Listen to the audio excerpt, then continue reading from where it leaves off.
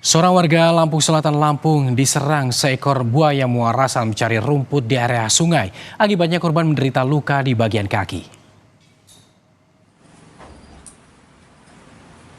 Seorang pria bernama Febrianto di Desa Bumi Restu, Kecamatan Palas, Lampung Selatan ini terluka akibat diserang seekor buaya.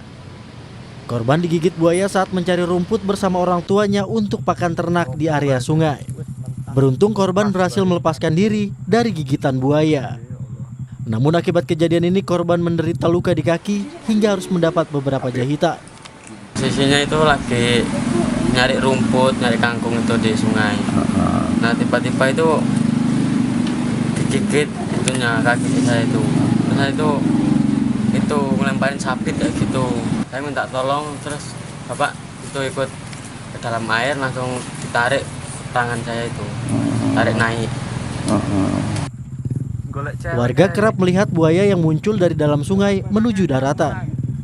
Warga telah berkoordinasi dengan dinas terkait untuk antisipasi adanya korban kembali.